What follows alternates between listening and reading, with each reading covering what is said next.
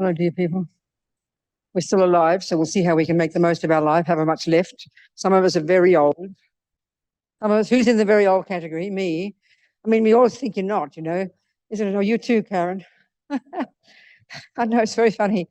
I think when you're young, when you see old people, it's like they're another special race and they're born like that, isn't it? And then when you're old, you know perfectly well it's not fair. You were young and beautiful once with smooth skin. Kind of like it's such a strange experience. And then because your mind doesn't feel old, I don't think, does it? You can't age your mind. It's this bag of bones that we live in, you know, it's very strange. Huh? Well, yeah, I know, exactly. Okay, anyway, let's hope to see what we can do. A few months or days or years left of our lives, make the most of it. Any old people on Zoom? There maybe are. Who knows? They're not showing their faces. That's what it is. They're all hiding. Okay. So we're going to listen, using Lama Zopa Rinpoche's teachings from this book. You've got your course notes there. I hope you got your course. Did you all know you had course notes? Pardon? Yep. What you want? The who page? Or event page? Okay, so not in the chat box for these people. Okay, well, I did course notes for all the teachings for the entire 2 weeks that I'm here. And you just got to download it as PDFs, one for your phone and one for your tablet. And I've excerpted for this weekend. I've excerpted from quite a few of the teachings from Lama Zopa's book, How to Face Death Without Fea. So I highly recommend. We're working on a reprint right now for the paperback because it's run out, but the digital book's available. I really recommend you get it. It's full of information. It's basically a handbook. What to do. It's framed, of course, in terms of helping your loved one, because, of course, if you frame it in terms of helping yourself, you can hardly sort of say what to do after your breath has stopped. You can't do that. So it's got to be framed in terms of helping others, but, of course, it's implicit that it's helping you, you know. By helping others, you learn to know how to die yourself.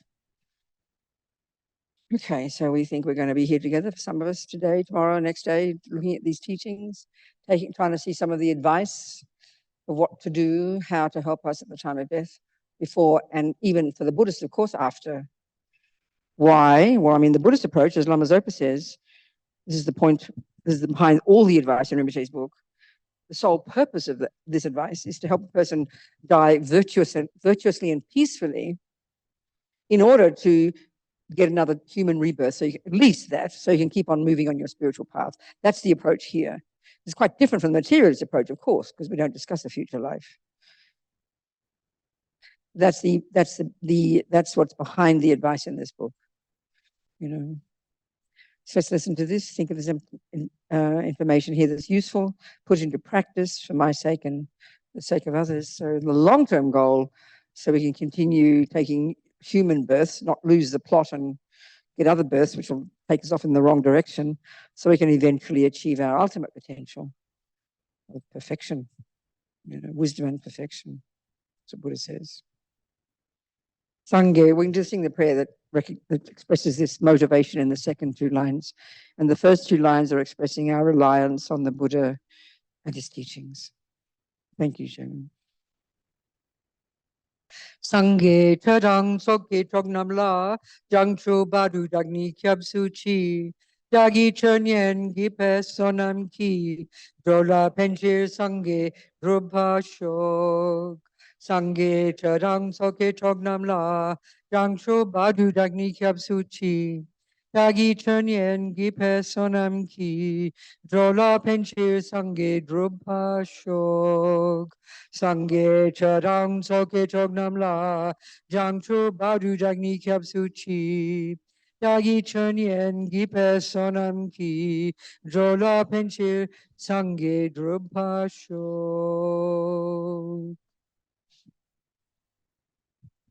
So there are really 2 ways we can say, from the Buddhist perspective, if we're Tibetan Buddhists, 2 approaches to preparing for death. One is how to live your life, and then is dealing with the actual event, you know. So we know perfectly well that if you have a driving test in a month, you don't say, oh, I'll be okay on the day, I'll drive then. No, you won't. You'll make a complete mess. So you've got to live your life now learning to drive. And then it prepares you for the event. It's exactly like that here.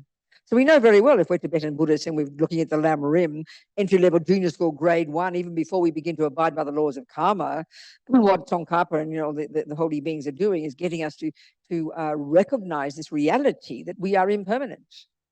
So this is coming from Buddha's teachings. I mean, as we know, the Lam Rim is sort of Atisha first in the 11th century, and then Tsongkhapa using that as his basis.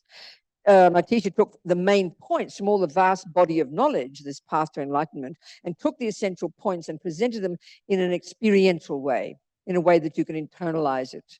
But he also presented the information in an organic, orderly way, according to the capacity of the disciple. So the very first one, it's coming, this teaching's about impermanence.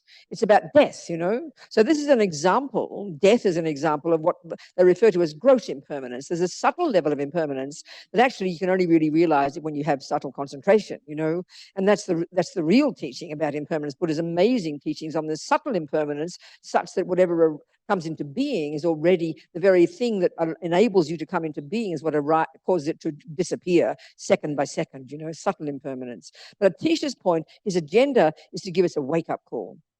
So he gets us not just to talk about the impermanence of cups and tables, which is very comfortable, the impermanence of me, which is not comfortable. So his point is to give us a wake-up call. The previous contemplation in the Lam Rim, as we know, is getting to think about this precious human birth, and which is kind of weird for us because we don't think our birth is precious at all. We think we're miserable, pointing out all the faults. So of course here the reference point is the much bigger view that Buddha has about other types of rebirth. So within all of these, really the human one is the most precious, because even though we have delusions and we're pretty neurotic and bad things happen, we at least have access to virtue and goodness and wisdom, and we can utilize it. So the thing he gets us to first think about is the preciousness of the conditions that we have now. And the conclusion from that is, well, honey, don't waste it. The next step it leads to naturally is, well, even more you energize yourself not to waste this life by thinking about how it can end at any moment. So it's a very natural progress he gets us. So what impermanence is about the death, So we know in Atisha's teachings and Tsongkhapa's, there are 3 main points to contemplate, to think about, to energize ourselves, to get in touch with, to start to realize that then enables us to think, oh my God, I must not waste this precious human rebirth. I must not waste it because it will end at any moment and I don't know when. So the very first one is that death is definite. Well, we'll go, okay, mate, we know that.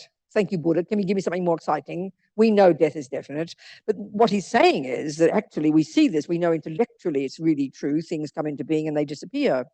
But because we have such intense attachment to me and this body, we can't bear the thought. We can't stand the thought that we're going to die. So even though we know it's true, we say the words, we somehow deeply instinctively, because we can't stand it, don't believe it. So the whole point is here to really contemplate this fact. So how do you do that? In meditation, yes, but also you bring it to bear in daily life. Every time you see, an ant die, a person die, or whoever it is, okay, that's natural. It's going to happen. We live in such denial of it, The second point, we'll go to these more detail, is, death might be definite, but honey, the time of it is not definite. And this is the one that really should be a wake-up call for us. But this one is so intense, as Lama Zopa says, it's best to think you'll die today. But actually, it's really it enables us to really try to realize that we are impermanent. And if you analyze it, the number of people there are a whole lot of people who will go to bed tonight, including us, and some of us won't wake up in the morning, but we go to bed with this absolute certainty, don't we? An absolute certainty that I will wake up in the morning, even if you're sick, maybe if you're on death row and you've got a appointment at midnight to get killed, maybe then, but even my friends on death row, they still say they have a deep belief in their permanence because it's a primordial misconception deep in the bones of our mind, So the reason behind all of this is not to make us fearful, which is what it tends to do, because we're living in denial of it, but it's to give us a wake-up call. Because the Lamas say that even if we can just realize this impermanence, our life would be transformed. We would not be so depressed. We would not get so angry. We wouldn't want to waste our life because we realize not only is death definite, but I could die today, And of course, the third point is the conclusion. given that and this is the point now, the Buddhist perspective, given that my consciousness comes from before and came into this birth, given that my consciousness will continue after this death, this is the fundamental point that's behind all the teachings in this particular book, Lama Zopa's book, the Tibetan Buddhist view, the Buddhist view in general, but particularly really expressed by the Tibetans. Given that my mind will continue, given that the view of karma, which we haven't gone into yet in the Lam Rim, but we take it here, given that whatever I think and do sows seeds in my mind that will ripen in the future, either as my happiness or my suffering, given that I do not want suffering, then it follows logically, this third point, that the only thing that's of any use to me at that time, called death, when the consciousness will leave the body, the only thing that's of any use to me isn't my body, isn't my beloveds, isn't my pension plan, isn't my house, my things, my this, my that, which is the things that we spend all our time thinking about, naturally, because of attachment and thinking of things as permanent. All our time is preoccupied with thinking about the body, thinking about the kitchen, this and that, and the food and the dramas and the people and the love and the hate. But given that at the time of death, given all those points, the only thing that is of any use to me at that point, in other words, the only thing that's of any use to you at the driving test time is your knowledge about driving. That's it. So here, it's the imprints in my mind from practicing virtue. That's it. That's the Buddha's view. So because as Lama Zopa says, if you want to help anybody in this life, he says the time they need you most is exactly then, at the time of death. Which, of course, from the perspective of the West is very shocking. It's about the least time a person is needed, isn't it? Well, life's over. But as Lama Zopa said, and the reason is very simple, because at that time is when the karmic seed that will determine your next rebirth is triggered. And basically, that happens, and we're going to go through, because this is the part about what to do at the time of death. And this is coming from the Vajrayana system, this description of the death process, this gradual description, this deconstruction of the components of a person, the body and the mind. There's about 35 different points, 25, I think, but described in terms of 8 stages of this gradual deconstruction. And we're going to go into that for sure. When that starts a couple of hours before you stop breathing, And so that's at about the time, the second of those 8 stages, before you lose the plot, while you've still got your senses are still, they're beginning to cease, but while you've still a little bit got the plot, it's about then that this other system pops into action. It's from the Sutra teachings, and it's the 12 links. And there's a chapter in Rinpoche's book, and I'll read you from it, that describes the 12 links, in particularly at the time of death, the particular role some of those links have. And so this all sets into motion at the time you begin the death process, which is usually a couple of hours before you stop breathing. So becoming familiar with that, like driving tests, you're ready for it, instead of having a panic attack when it arrives. So even thinking about it, not to mention trying to meditate on it, is a really, really brilliant way to be ready for that day. But also the point of the helper. This is where Rinpoche says the main reason death is so suffering for all of us, nothing wrong with death itself, it's just an ordinary event, But there's so much fear. And he said the main reason is attachment, and not attachment to your beloveds, but to this self, the body. Because why? Because we basically think we are the body. The intense attachment to this body is primordial, And this is the one that causes the greatest danger at the time of death. Because very simply, we'll go into this later in the weekend, very simply, why the helper is so important at the time of death is to help the person be steady and comfortable and keep their mind peaceful. And why you want the mind to be peaceful is because when the mind's peaceful, that can enable a virtuous karmic seed to be triggered. When the mind is freaking out, full of attachment and fear, that can only trigger a negative seed. And this is not a moralistic issue, it's a practical one. You know yourself, if you're really having you're really angry, that all the other delusions come to the surface, But if your mind's fairly virtuous, your mind's peaceful. And so the main thing about it is the fear of death is attachment, incredible attachment to this body. So, of course, if you realize that the Buddhist view that we've died countless times, talk about, what do we call in the West? PTSD. We must have intense PTSD from dying 1,000 times because we never dealt with it. We live in incredible fear. We resist death. We die anyway. We bring all these imprints, and then the next time we die, it's the same. So the fear is built up, probably over countless lifetimes, if you think about it. Not just this life. got PTSD from countless lives, undealt with rubbish, you know, which is why we need to purify. But this one of attachment is really incredible. It's an incredible attachment to this body. Okay, so the first one is in the daily life, becoming familiar with these three fundamental points, you know, and that means, so how do we do that? Not just in meditation. We have to look at ordinary life.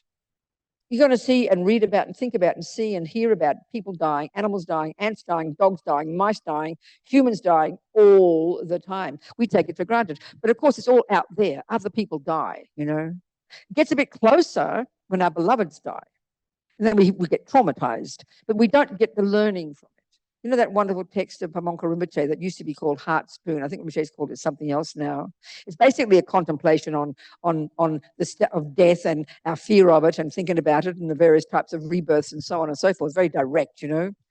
And at the end of several of the verses, it concludes, and this will happen to me. And that's the practice. You know, even if when our beloveds die, our dearest pussycat or our beloved mummy or husband, we have compassion, we have a lot of depression and grief, but we don't get the real learning. The one we miss is, this will happen to me. That gives us the wake-up call. This is the most powerful, the best way to learn about impermanence, you know, when we start to realize that death is definite and the time is uncertain. The one time is uncertain really should give us it should be the biggest wake-up call of all, you know. But because of this attachment, this body, so things are impermanent, we know it, but because of attachment to the body, we can't bear the thought that it will change. That's really the point. Even though intellectually, I mean, emptiness, forget it, is too complex for us. We can't see that one, but this one is evident, you know, but still. And I mean, even though, as I'm talking, even though I know all these words, I say these words, I have confidence in these words, I really do believe I'm going to be here tomorrow morning talking to you people. I believe it with such certainty, you know. I mean, marvelous we do, but it's so deep in our minds, isn't it? It's so incredible. And this is an evident truth. Impermanence is an evident truth. Nothing hidden about it. So it shows the depth of our attachment. I mean, there's the grasping of things as permanent, which is strengthened by this idea of attachment, you know, holding on to it, not able to bear to think it won't be there. The attachment is the hugest one. You know, when we think about, when we think we hear this, and our first instinct is all to be depressed. Then we think, well, if I'm going to die today, why bother? Why not just sit back and wait for death to come, you know? And that means because we assume I won't die today, we assume we're permanent. So when we get to hear the truth, it freaks us out. But the real conclusion that comes when we start to understand it, that impermanence is there anyway. It's not as if it hasn't ever existed. It's always there. We just live in denial of it.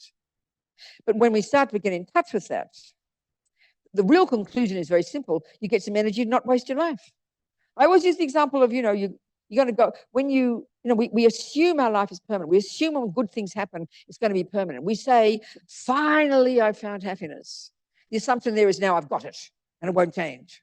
You know, I always quote, and I never mean to be mean to her, Nicole Kidman, that actor, you know, but I just reading an article years ago. I always quote this. I like her. I'm not trying to be rude. When she was married to Tom Cruise. And I read in Vanity Fair. And she said at the end of the interview, we will be together until we are 80. This is an incredible statement. That's how we all feel. And why is it? Because they were happy. This is so fascinating. There's no logic to it. Just because we're happy, we assume it'll last forever because attachment wants it to last forever. It's unbearable to think it won't last. So then we project this lie onto it that it will last forever. We will be together until we are 80. But then she said, amazingly, and if we won't be, I'll be devastated. I always joke, I'm not trying to be mean. Then sure enough, Penelope Cruz comes along and takes Tom. I mean, I'm just sort of being stupid, you know. That was really fascinating when she said that. And if we won't be, I'll be devastated. So that's the way attachment works. Because when we're happy, that's all we want is happy feelings. That's all attachment is looking for. All our life is situations that will trigger happiness. When we have it, it's like incredible. And so of course attachment grasps at it so intensely and then believes it will be permanent because we can't bear the thought of not having it. And it's so clear, you know, psychologically. So we project all these we dump all these lies onto things. So no wonder we suffer when things change. Because we've totally lived in denial of the reality that it will change, you know. We all know this. This is so much of our suffering in life. Remember one woman in one class, and this is not uncommon, she said she thinks all the time about how her husband might die. What to do, she said, you know. I said, well, first recognize he will. Don't say, oh, don't be silly, of course he won't die, which is what people say. I remember, you know, when you mentioned, I mentioned I'm old. I think one of my sisters, something, I said, I'm really old. Don't be ridiculous, Robina. I'm not going to die. Don't talk like that.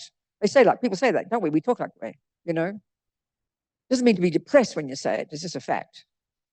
And so anyway, the thing is, what I was saying. What was I saying? Not Nicole. I finished with Nicole.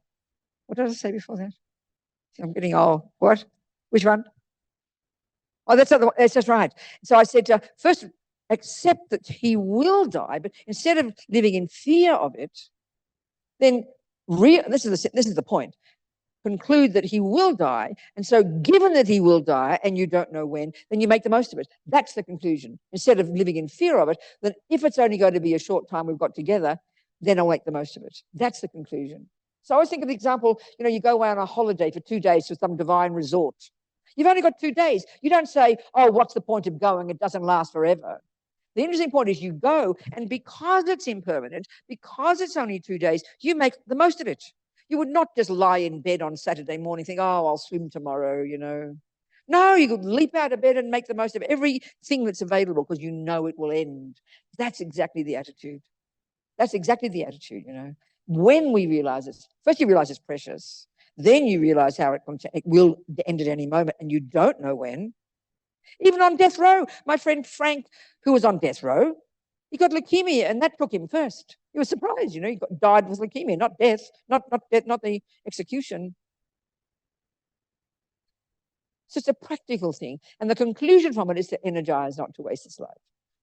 And then you start, you know, and further in the Lamb Realm, then you start to realize the law of karma, which is that every millisecond you think and do and say programs you, then you get even more energy not to waste his precious life by abiding by the laws of karma. So it's all very logical in the Lamb Realm, very organic, you know, experientially. But the essence of it is impermanence, you know, just realizing this one. And we know it, but because we have such attachment to comfort and good feelings, we kind of sink into this inertia, you know. So we either live in fear of death all the time and panic about it and depressed, I'm sick, I'm going to die at any minute. Or we live in this kind of inertia of, you know, everything's lovely and life is nice and life goes on for eternity. You know, there's a feeling of permanence. So we've got to use different tricks for our mind, you know, to try to recognize the reality that I am moving towards death. So I think it's such a good way to think about it. You know, every day, I go to bed, I go to bed at night because I'm so attached to sleep, but I try to remember a couple of things. First, I try to remember, I say to myself, well, that's it, one day closer to death. Because it's true. Like when you're driving a car, I like this example, you're going into town, you know, and you know the way to say it's 5 miles away. The second you get in the car and get to the gate, already you've got a feeling of moving away from here and moving towards your goal, isn't it? The very feeling of dynamic. And you pass this tree and you're that street, you know, you're getting a bit closer. You feel the getting closer and you feel getting closer. But we don't think that about death. We wake up and even when we're 13 or 49, we feel the same, me plodding through life permanent. But you're moving on this journey and it's called heading to death. Fact. It's a fact. So not to be scared of it, but therefore the conclusion is not to waste it. Not to waste it. And then, of course, abiding by the laws of karma is the way not to waste it. Because everything you think and do and say programs you. That's it's just practical, you know, because we have to remember it. We've all heard these words 1,000 times. We just don't remember it because we're caught up in impermanence, and we're caught up in attachment, you know, and the day-to-day events in front of us. We start to live our life every day. Then already you put yourself together. Already you'll be abiding by the laws of karma. You'll be virtuous, and then you'll become more content, and you'll not waste this life and keep practicing. And then when death comes, you will be ready. That's the point. Like the driving test, you will be ready. You know, it won't be a surprise. But it takes time because we talk about these words, but we're not really ready for it. I really try so hard to think. You know, when I go to sleep, if it really is the last time that, you know, I don't wake up. I'll wake up tomorrow morning in another body. It's hard to kind of remember because you can't, you know, it's too hard. because there's so much inertia, this grasping at me now, It's very interesting. Every day we do this is inevitable. It's logical, the conclusion that when death does come, it won't be such a surprise. You'll be ready, no regrets. And that's one of the things the Lamas say. The worst, they say the most painful way to die is to die with the regret of your wasted life. An old friend of mine is one of the nuns. Listens, three of my friends, two nuns, both born in the year of the monkey, same as me, 1944. They're both dead, They're both dead. I'm noticing my friends either die or they lose the plot. That's what happens, isn't it? It's called old age, isn't it? And two of them died, and one of them, a really good nun, a really devoted, good practitioner, studied well. And she said to one of her friends who was working with her with her cancer, she said, my greatest regret is I didn't use my life well enough. I was too lazy. So, this is again the wake-up call, the energy. And to have enthusiasm, not to waste a life, which is a huge quality and very hard to get. Because we do know that example of 2-day holiday is such a simple example. Because it is so short, you don't want to waste it. That's the point. Honestly, it's incredible. I remember I always use the example years ago when I used to do what I call editing retreats, and I was living in Land of Medicine Buddha, where all the redwoods are. People love the redwoods. I just find the trees suffocating. I'd like to go to the beach down the road to Capitola, where there's a bit of sea and I can see the blue sky and all these dripping trees in the winter. It was horrible. Don't want to insult redwoods, but I gave a class at what's that famous place that's got lots of rocks near there? Yosemite. I gave a talk to all the group of people, the volunteers at Yosemite, and I made crack jokes about this bunch of rocks. It was like insulting, I don't know what. So same as insulting the redwoods. Anyway, one person in Puerto Rico, this little island that the United States bought, didn't they? For strategic reasons, they bought it, a century ago or something. And they say often they read that the happiest people in the world, happy people on the planet, are in Puerto Rico, apparently. Anyway, it was a very nice place, a little baby island, 4 million people. I went there in December. It was about 70 degrees every day, 80 degrees. And this person offered me, I'd do a retreat, 9 weeks, editing on Rinpoche's books. And it was like I was in heaven, at the beach. I had this pink sarong that I wore at the beach. I swam in my pink sarong. I edited it out in the sun in my pink sarong. I thought no one would recognize I'm a nun, but everybody kept doing this to me. They must have known. I didn't realize that they either think you're a lady with cancer or you're a nun. So I always realized I was a nun. What to do? Anyway, because I had 9 weeks, this is the point. It was so simple. I remember Rita, the agent, took me to my little apartment, this little pink building, and just near the sea. You hear the sea coming every day, and I go out there and sunbake and edit and swim, whatever. But that was the feeling of not wanting to waste it. It's very simple. It's very clear because it was such pleasure. And I did my editing as well. I made the most of it. But when I woke up in the morning, I'd make sure I went here and went there, went to that restaurant and did this place and went for that walk and went this and did that, because you don't want to waste it. That's exactly the point. And every day I look at the calendar, like, oh God, I've got a week to go. It's 5 days, 4 days, and you're kind of dreading because I've got to get to Boston where it was 20 degrees below or something, or whatever. You understand my point? A simple example. We understand this one of having something good so you don't want to waste it. That's the attitude. You've got to first realize your life's precious. It's a surprise to us to think our life is precious. We don't think it. When we do that contemplation first, you realize your life is precious, like a miracle that you've got it. Then you have to think about impermanence. So then the conclusion is you don't want to waste it. That's the attitude to try to cultivate.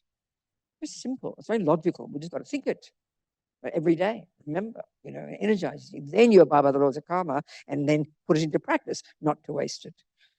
Avoid creating negativity, practice positivity, live in vows, blah, blah, blah, That's the impermanence one from the Lamrim. Every day, we can't avoid it, We have to think it every day, remind ourselves. And that's the thing about the Lamrim, the Buddha's teachings. He's not imposing a bunch of philosophical views that he's made up on us. He's a scientist that is describing what he observes. He didn't make up anything. He hasn't made up a single thing. That's a really important point we have to remember. We think of religion, we think of somebody made up by God on high. He made it up. Buddha made up nothing. He's observed reality. He's telling us about reality. That's the point, And why he's telling us? Because he says we're living in la la land. We believe the exact opposite. So we've got to unpack our ridiculous mind, and see reality. And then get some enthusiasm from it, So just to realize that life is precious and then not waste it, that's not enough. You've got to know how to not waste it. Of course, that's the view of karma.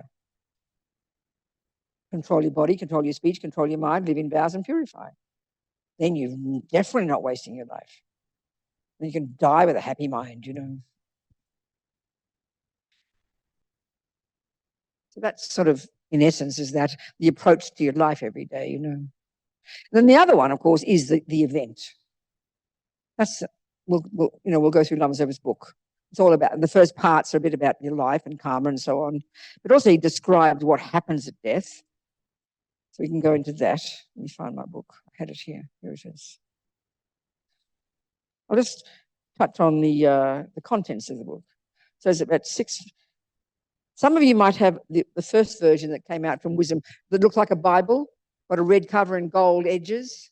It's the same book, but it was, with respect to Wisdom, who are so kind, they completely messed up the structure. So it's really hard to follow.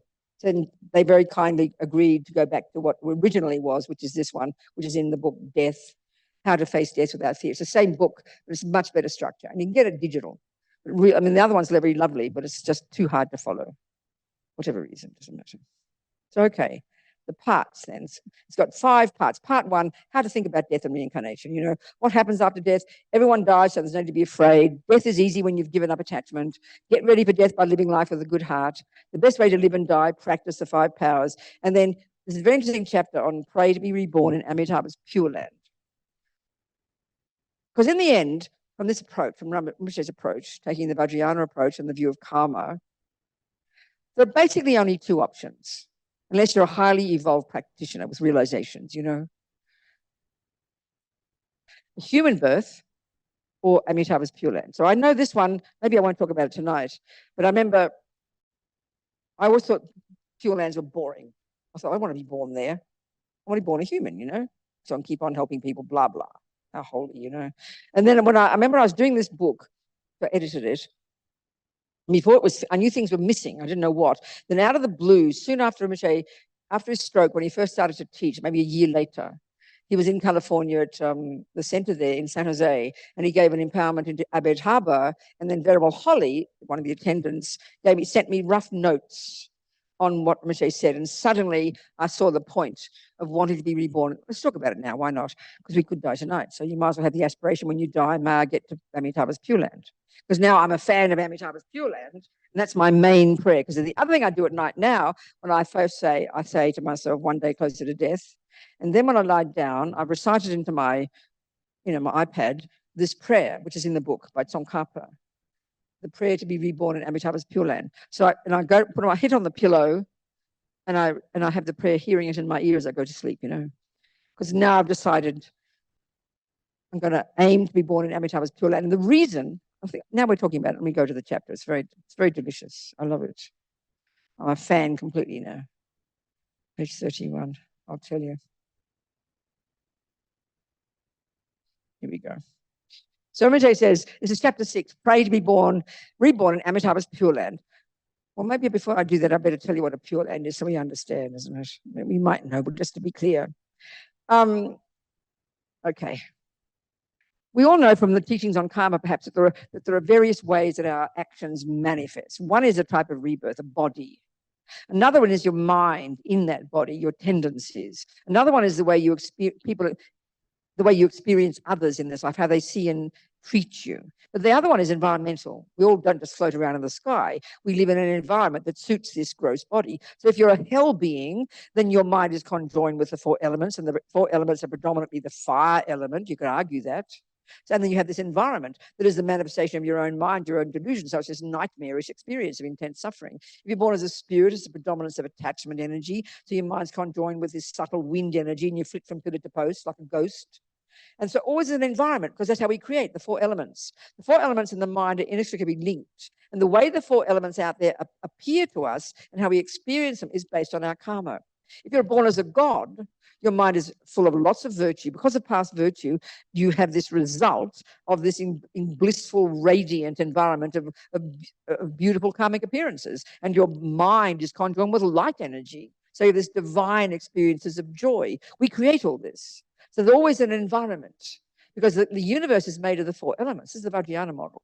The universe is made of the 4 elements, and all minds are conjoined with their own set of the 4 elements. And whatever our mind does impacts upon those 4 elements. So virtue purifies the elements and gives us a healthy body, and then eventually light bodies and all the rest within samsara even. And then diluted negative energy pollutes your wind energies and creates cause to have a hell environment, spirit environment, animal environment. It's all karmically created.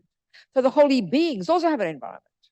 So the fact is, Buddha, there's a Dharmakaya and there's a Sambhogakaya and the Nirmanakaya, okay? The actual Buddha's mind is the Dharmakaya, truth body, they call it. The actual Buddha is the enlightened mind that is not physical, is perfect or wise or compassionate, pervades the universe. So what made that person become a Buddha is compassion. So they're not going to sit there in the sky blissing out. They're going to manifest their mind in bodies that suit sentient beings to help us. So there's 2 kinds of bodies they manifest in. One is the one that we can recognize, so-called emanation body. So there's the one called the supreme emanation body, which is Mr. Shakyamuni himself. This time, this era, he is the Buddha of our time. But also the Buddha's mind can manifest in anything throughout the universe, all kinds of beings. They're all Nirmanakayas. And they just a form that is there to benefit us, and we mightn't recognize it as a Buddha's body, you know. And the other one is for the Arya Bodhisattvas, the superior beings, the Bodhisattvas who realize emptiness. They can recognize, because their mind is so subtle, this subtle light body the Buddhas manifest in, that mainly you see in Tantra and all the deities. They're the enjoyment body. We ordinary people can't see that. So those beings in the Sambhogakaya form, they also have an environment, which is called a Pure Land. So as many Buddhas as there are, and there are countless, because each of them is a manifestation of some or other virtue, or some or other purified aspect of a non-virtue, they all have their environment. You know, you see those round pictures, the mandala, that's just an architectural drawing of their environment. That's all it is. So Pure Land is these holy beings manifest. And so as Lama Zopa says here, in order to achieve enlightenment quickly for sentient beings, not just for yourself, for sentient beings, we need to make sure we go to a Pure Land after we die. So Guru Rinpoche Padmasambhava mentions this, and in many of his teachings, Lama Tsongkhapa says we should pray to be born especially in Amitabha's Pure Land. You know, the blissful realm, or Dewa 10, or Sukhavati. Because it's easy for us ordinary people, those with delusions, to be born there. I was surprised by that, Rinpoche says. In his text, The Benefits of the Blissful Realm, for example, Lama Tsongkhapa says, when reciting prayers to be born in the pure lands of the Buddhas, one should mainly focus on rebirth in Sukhavati. So in fact, one of the 8, anyway, never mind that. So now, it's not easy to be born in most pure lands. There are numberless pure lands where you can practice Tantra and achieve enlightenment. Vajrayogini's Pure Land and Haruka's Pure Land, where you can definitely become enlightened. One of my friends, a nun, Rinpoche said to her, you know, you better be born in Vajrayogini's Pure Land. More bliss. So she's aiming for that. That was meant to be a joke. I don't know. You don't laugh at my jokes, you people. I'm trying to be funny, but what to do? She still don't laugh. What can I say? I'll give up. So, okay, so then there's Tushita, Maitreya Buddha's Pure Land. And of course, you can pray to be born in Shambhala. Technically, they say it's not quite like a Pure Land, but it's a place related to Kala Chakra. These holy beings are amazing. Kirti Sentam Rinpoche, one of Lama Zopa's gurus, one of my friends, nun Amy Miller, Venerable Amy Miller, was traveling with him around Europe and in Russia or somewhere. And Rinpoche said, behind that rock, there's an entrance to Shambhala.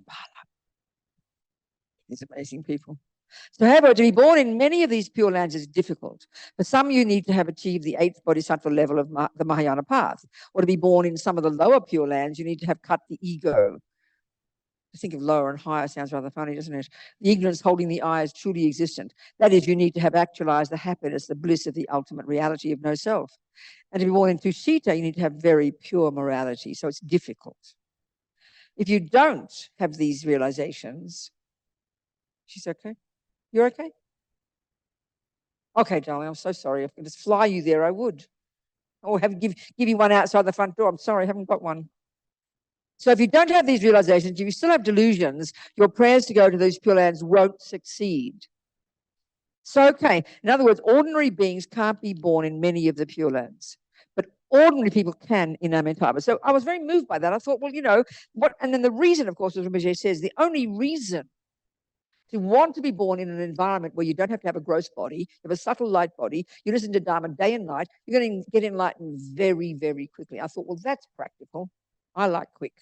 So I've decided. But there's different discussions among the lamas. According to some of the lamas say, such as Courtin Senchab, you can't get enlightened in Amitabha's Pure Land. You have to come to another Pure Land or go to the human realm and practice Tantra and get enlightened. But Lama Zopa says, my root guru, Trijang Rinpoche, says you can. So I've taken his view, okay? And then you read, very simple. What are the causes of it? Well, this is something that somehow, for me, when I remember reading this, is really something kind of triggered. It was so simple. But we don't realize this, First, one of the first ones is always want to be born there. This seems almost hilarious. You mean the main cause is to want? Well, yes. Guess what the main cause, the first cause of you getting an ice cream is wanting an ice cream. As Rinpoche says, everything exists on the tip of the wish. It's so simple, but we forget it. I want an ice cream, then everything will follow. If you don't say, I want an ice cream, it will not come. So I want to be born in Amitabha's Pure Land. And then, of course, the next one is, like, this one about Puerto Rico. I had to want to go there. Not just to say, well, I'll go somewhere. You can't get an airline ticket to somewhere. You've got to say, I want to go to Puerto Rico. It's so simple. So I want to go to Amitabha's Pure Land. But you don't just say, I want to go to Puerto Rico, and then on the day you wonder why you're not there because you didn't create the causes. And in that case, you buy an airline ticket, so on. It's just sort of logical. You take the steps. Well, here, as Rinpoche says, you practice virtue and morality and live and use your life in the best way possible. Second, you think about how beautiful it is. Third, you practice bodhicitta. Shakyamuni Buddha's holy mouth mentioned that if upon hearing Amitabha Buddha's name, you put your palms together and generate devotion for him in his Pure Land for just 1 second, you create much, much more merit than making charity to sentient beings of a great 1,000 of 3,000 world systems filled with jewels. This is very Rinpoche. If you read that it came from Lama Zopa's mouth. So before you die, you can practice Amitabha's Powa, which is a very popular practice in some of the traditions. Not so many Gulupas do it, I think, which prepares you to transfer your consciousness to Sukhavati. Padmasambhava mentions that during their training before death, the best practitioners see signs of realization within a day. Milarepa's disciple, Rechungpa, said if you have done the Powa retreat, as soon as your consciousness leaves the body at the time of your death, you will fly like an eagle straight to Amitabha's Pure Land. Anyway, very sweet talk. So think about that one. So basically, though, if you are trying to be a Buddhist and you're using the Buddhist view as your path, your view, and you are training yourself to be ready for death, and then you decide where you want to get reborn because you've got to create the causes for it, then there's only really 2 options: human, or unless you're highly realized, Amitabha's Pure Land. So somehow the thing that struck me when I had to work on this book, something shifted from my mind when I realized this business of wanting, intention. Everything exists on the tip of the wish. And that's the mental factor called intention. Not motivation, but simply volition. I will. Everything we ever do, that has to be the first step. All the others won't come until you have I will, I want, may I. And this, as you can see, is the actual thing of many of our prayers. Many of our prayers are these aspirations, may I. And it's not just crossing your fingers and praying to somebody to make it happen. By you saying it, you are creating the cause for it to happen. And the other one about this business of where you're going to get reborn. Me coming from being a Catholic, and if we have a Christian or maybe Jewish view, I don't know, and you believe in God, a creator, the strongest feeling you have is, well, if we think when we're Christians, and you have to think that way, that I am a good girl, I will be rewarded by God. I'm not criticizing God. It's up to God to send me somewhere. But Buddha doesn't send you anywhere, okay? So we often feel, I think, oh, if I'm a good girl, I'm sure Lama Zopa will take care of me. That's not the point. It's just lazy. I have got to decide. That's what really helped me in doing on this book. It's somehow shifted. It's up to me. It's up to me to decide, I wanted that, I want this, I want that, and you create the causes. It's something extremely practical. Because that's the point about karma. We're in charge, We don't think we're in charge, but it's up to us, not just to wait for something to happen to us, I'm sure someone will take care of me when I die. Not like that. So that was probably helpful in my mind. So I've said a few things and just begun. Are there any questions about what I've talked about so far, please? Anything online there, Shona? Anything at all, just in case there's anything about it particularly that I've talked about. If not, it's okay.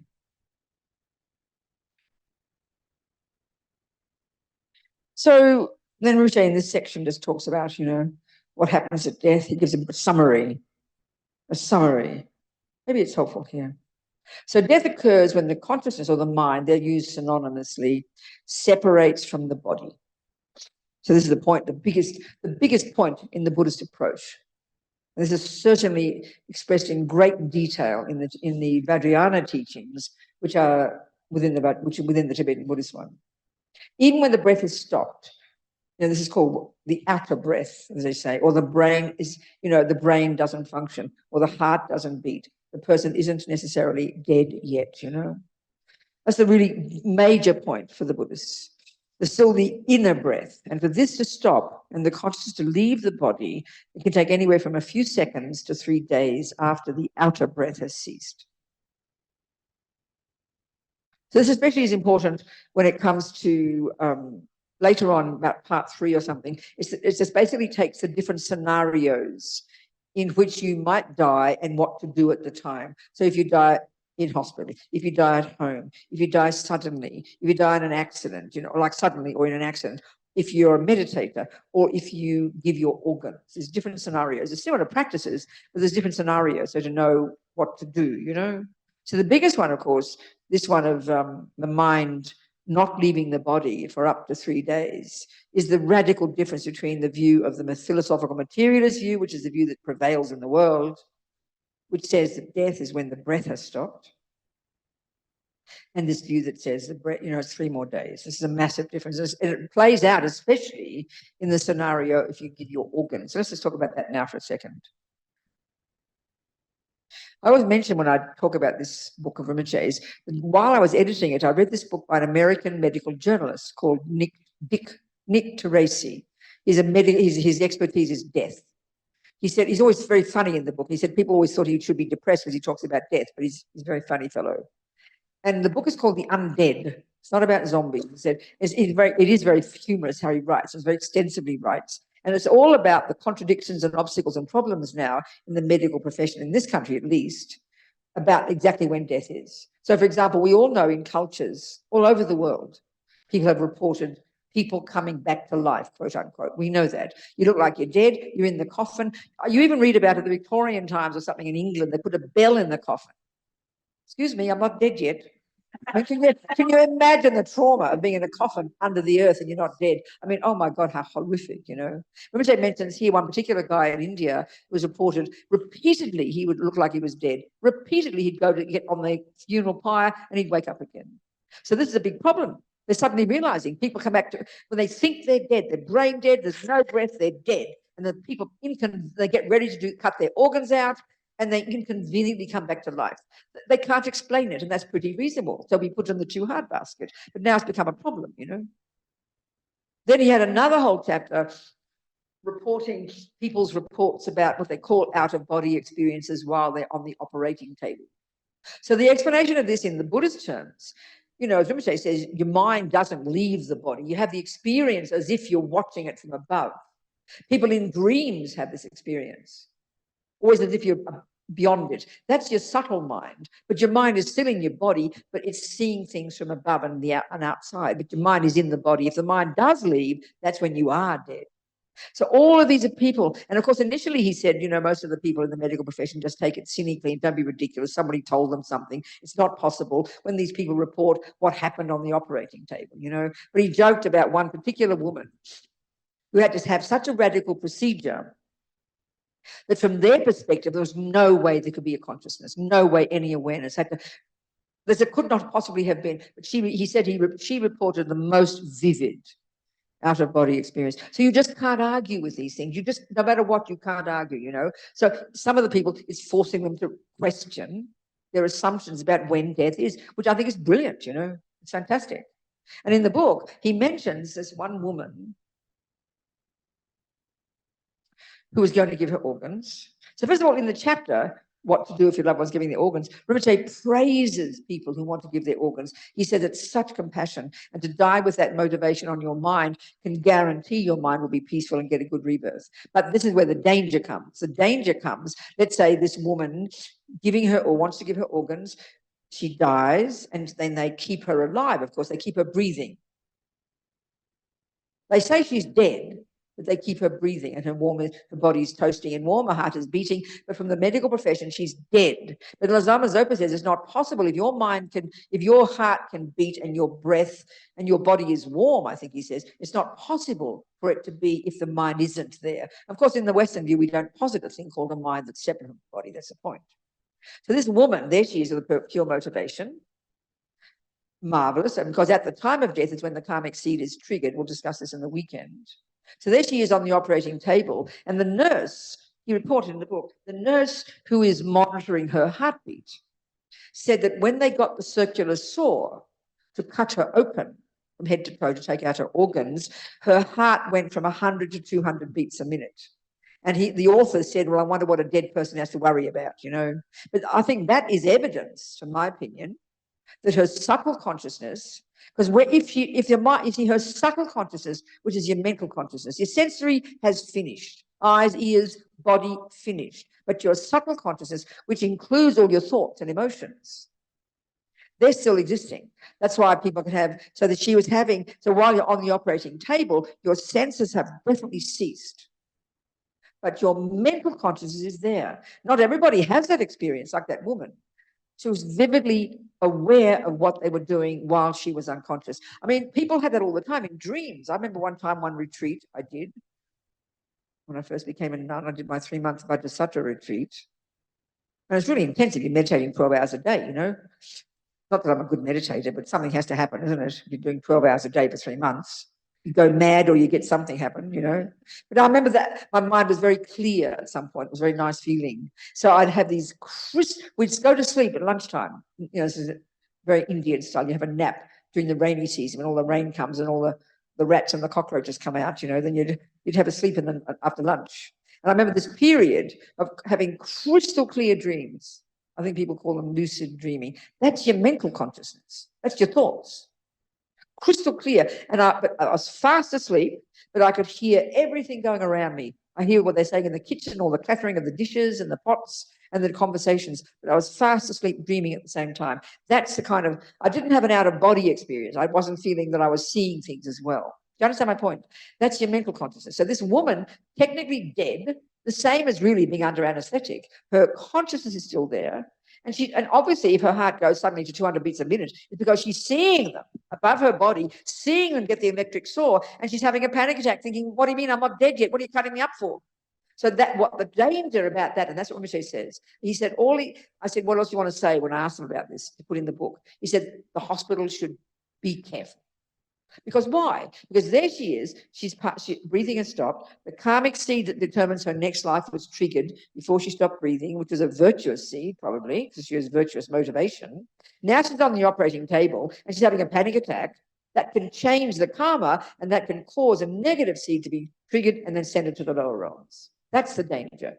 It's not a moralistic issue. Most people won't have the experience and you'll be fine. But that's the danger. Are we communicating, people? So it's a very interesting point. And he was quite cynical, frankly, about the profession. He criticized a lot of the elitism and the arrogance and the forcing people to give organs. And in Europe now, they've changed the laws in many countries from a lot of politicking to make it a default that if you die in a crash, the default is they take your organs unless you say not to. Whereas it used to be you have to give permission. It's the other way around now. That's very wicked, you know. It's really inappropriate. And so he's quite critical. Not of everybody, of course, and as Lama Zopa says, it's amazing to want to give your organs. But that's the main danger. It can cause, if you have that experience, you can freak out, you know. I remember a friend of ours who worked for the prison project years ago, this young man, a catastrophic accident, and they took his organs fairly soon. I remember Rinpoche saying, why can't they just leave him longer? Anyway, that's an interesting point, that one. So, and of course, I mean, the West, we make this big fuss about I'm not trying to be rude. It is a marvelous thing to give organs, and so many people do benefit. You hear so many amazing stories. But there's, you know, if you have reincarnation, there's more than just giving your organ to somebody. There's other ways of being beneficial, you know. So I decided they can, you know, my ragged old body, they can cut it up, and for the people that want to learn about us, what is it? Learn about not astronomy, what's the word? Anatomy. They can have my body for that, no problems. They want my eyes, they can have them too. I'm not sure, but we'll see. Anyway, they don't want old people's bodies, do they? No, that's right. Okay, so yeah, components. So the components of a person. So in order to better understand the process of death, which I describe later in chapter 9, we'll go through it. It's helpful to understand what makes up a person, the one who dies, you know.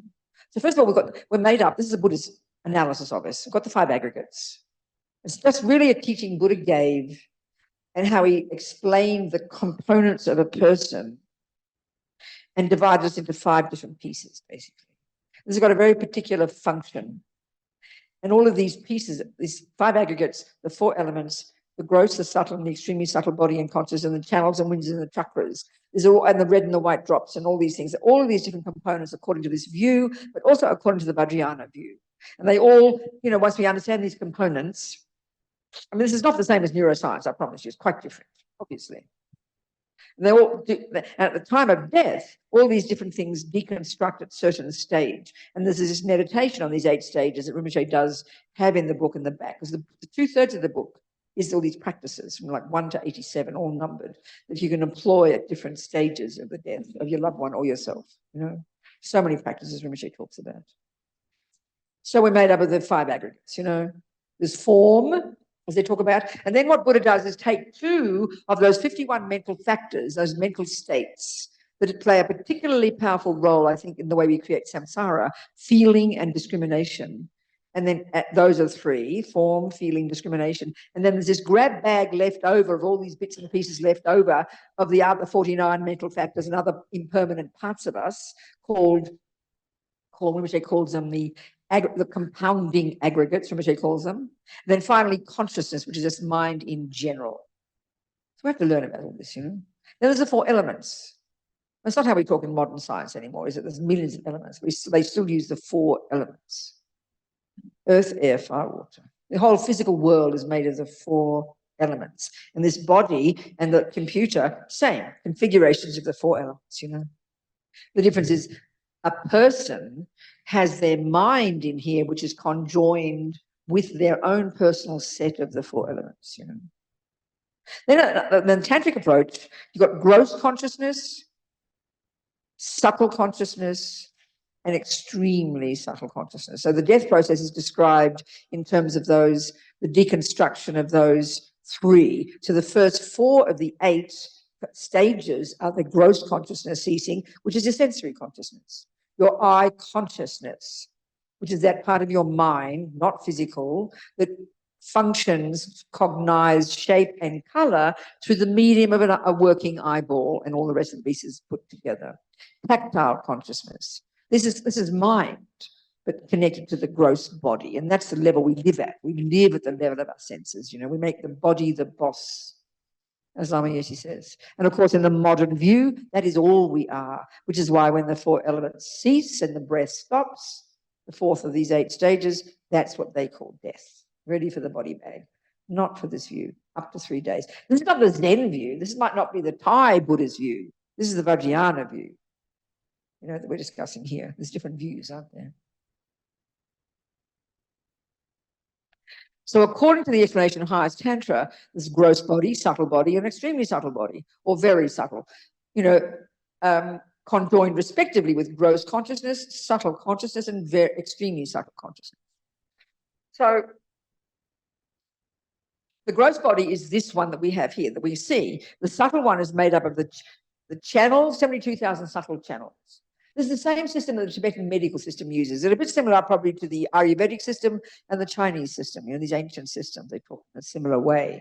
This subtle nervous system, 72,000 subtle channels from head to toe, and then coursing through those channels are all our mental states, different states of mind. And they're all inextricably linked to their own wind energies. So these Tibetan doctors study for 10, 12 years, learning about all these winds, and the balance of these winds is what health is. So you go to Dr. Punsog when she comes here, she'll feel your pulses, she'll feel the imbalance of this wind and that wind, and she will know that's related to your anger, that's related to your attachment, She'll give you herbal medicine, subtle, it's blessed, that works on your winds, that calms your winds down, which then calms your mind down, because it's inextricably linked, So you've got this subtle wind energy. Then within those channels are all different states of mind. Like I said, this is not neuroscience, I promise. Your different mental states. I mean, it sounds so weird saying your mind courses through your channels. It seems so weird, isn't it? We're so addicted to believing it's the brain. And they're linked to their winds. And this is how we understand how karma is. It's very fascinating. Because everything you think, first, Lama Zopa said, even just a negative thought, that continues to practice the habit of negativity, which programs your mind to say anger. You develop the habit to be angry. But at the same time, what it does, just a thought, it impacts upon the wind energies connected to that anger and pollutes it. And eventually the anger gets stronger, the pollution grows stronger, and then eventually manifests as gross physical sickness. That's how you get sick. And even karmically too. Both karmically, you're born to a body of a mother with sicknesses, or you get sick easily. That's the fruit of past karma. But even in this life, just being angry and neurotic and deluded and unhappy all the time pollutes your winds, which then manifests, not always, but can, as literally the gross physical body being out of balance. It's very logical, I mean, most of it's karmic. If you get cancer, people often say, well, if you're neurotic, you'll get cancer. No, it's mostly the karma from past life and killing, that you're born in a body that's conducive to getting cancer and you die young. That's one of the karmic results of killing, that you die young, for example. It doesn't always manifest in this life, but it certainly can, So the body and the mind are intimately linked. And this is why karma is the main cause. Karma means what your mind does. That's impacting upon your winds, which then manifests as your gross physical. And then in long term, as Rinpoche says, that karma manifests to impact upon the external elements, which then cause you to be born in where there's a bunch of stinky and smelly and polluted or imbalance of the physical energies out there. We create the universe, quite literally, this view, it's very interesting. Also, so subtle consciousness, Rinpoche says, includes all the various conceptual states of mind. And they refer to a whole group of them called the 80 superstitions. This is one of the words we discussed last week, or this week, whatever week we are. One of the terms for delusions or neurotic states of mind is superstition. It sounds very hilarious. It's quite literal. Attachment is a superstition that over-exaggerates the deliciousness of your husband and believe he's going to make you happy. That's a superstition. It's not true. It's a really interesting word. Lama used it a lot.